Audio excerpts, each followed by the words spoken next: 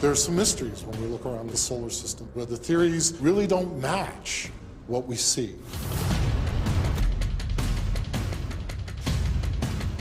Science fact can be a lot weirder than the science fiction. We started finding planets in places we'd never thought you could possibly form a planet. We had to go back to the drawing board. How do you make solar systems? How do you make planets? It's as if somebody took the solar system, picked it up, and shook it real hard. Our planets might have moved. They might have moved a lot. All of a sudden, everything changed.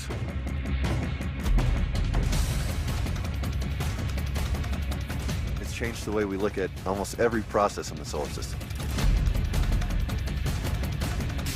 Sometimes the blood splattered on the wall can tell you more about what happened than the body lying on the floor.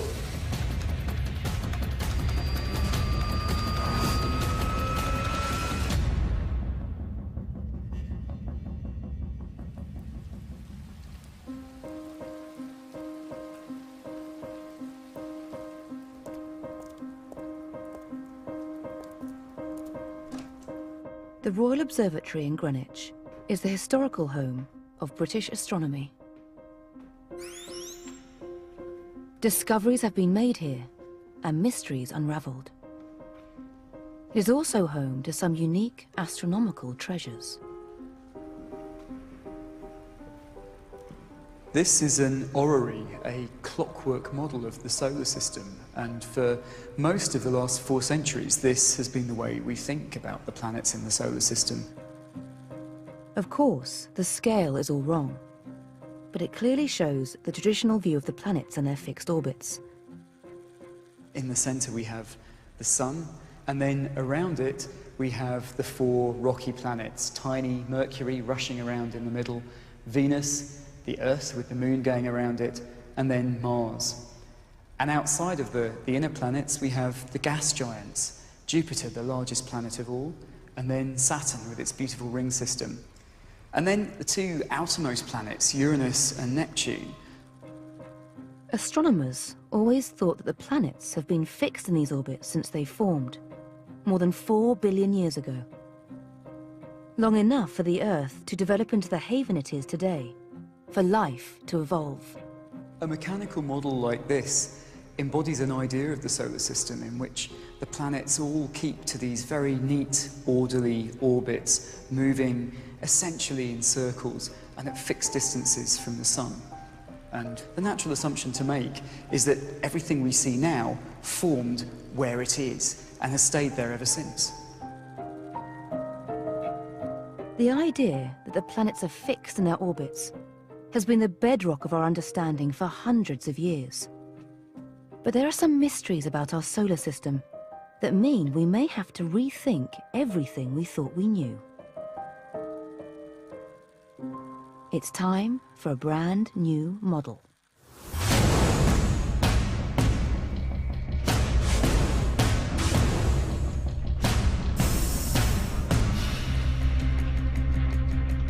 Recently, astronomers have started to unravel the mystery of how the solar system came to be.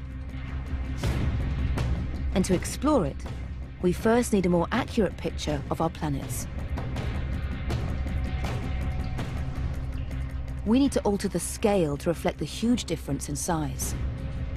For example, Jupiter, the largest planet, is 11 times the radius of the Earth. And if you look at the masses, the difference is even greater. Jupiter has about 300 times the mass of planet Earth. The Sun we've left alone. If we scaled that up too, it would fill half the room. And of course, the planets are not all bunched up.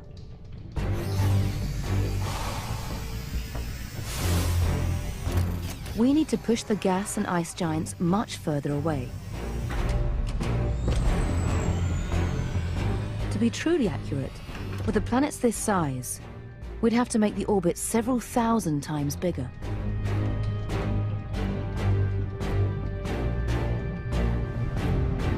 However, exactly how we ended up with this neat and stable arrangement of planets is still one of the greatest mysteries in astronomy.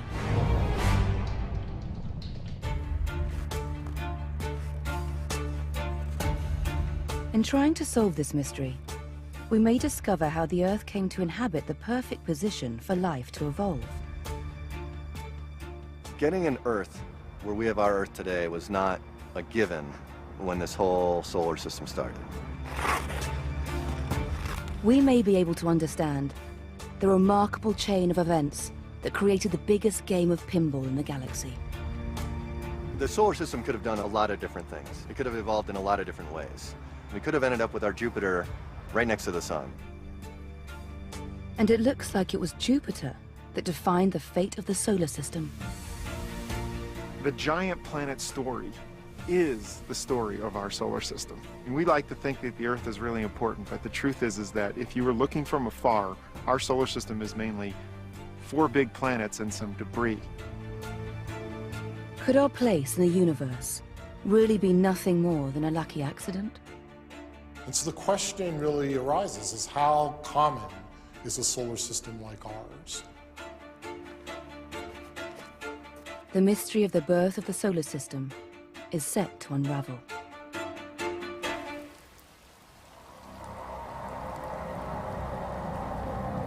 As they try to work out how our solar system formed, astronomers have noticed some baffling puzzles. If we look at the solar system as it is today, it seems quite neat and simple. We have 4 small rocky planets close to the sun, and then 4 enormous giants further out.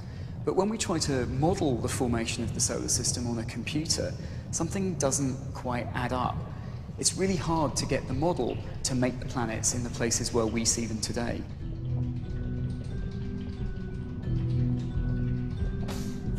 Take, for instance, the curious case of the undersized planet Mars.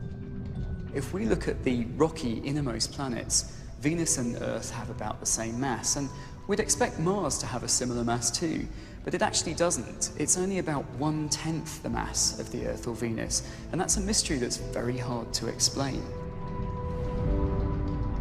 This is the first of 4 key puzzles about the birth of the solar system that remain unsolved. And then, at the edge of the solar system, the 2 outermost planets, Uranus and Neptune, are much further away from the sun than we'd expect. It's very hard to explain how they could have formed and become so large at that great distance from the central star. If we go in and look at the asteroid belt, there are thousands of small rocky objects there, but there are 2 broad types. Some of them are very rocky and some of them have more of an icy content. And yet these 2 types are actually found relatively close together. It seems as though they formed under different circumstances, but they've all ended up in roughly the same place. And again, it's a mystery as to how that happened. And closer to home, how to explain the rapid and massive bombardment that left the moon covered in craters.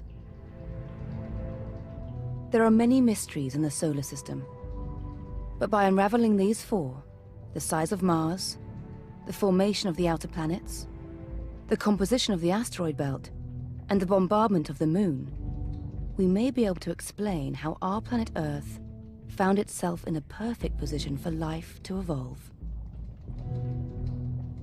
And it all starts a long, long time ago.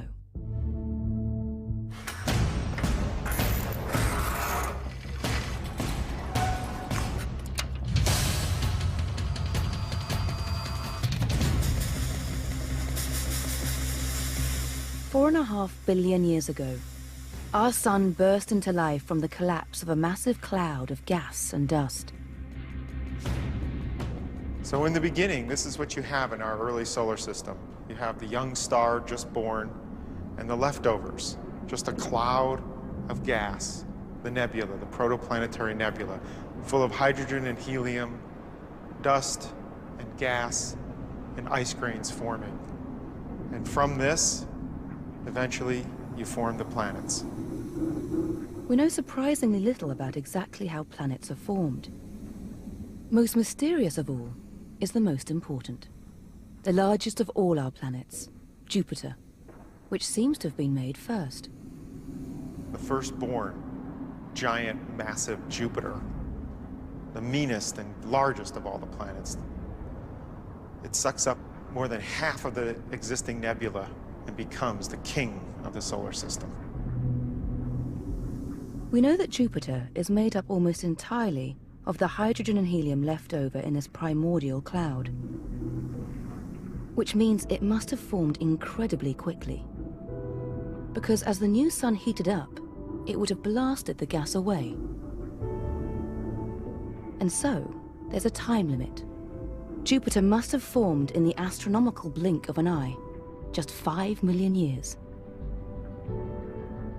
But exactly how it grew so fast and why it grew where it did remains shrouded in mystery.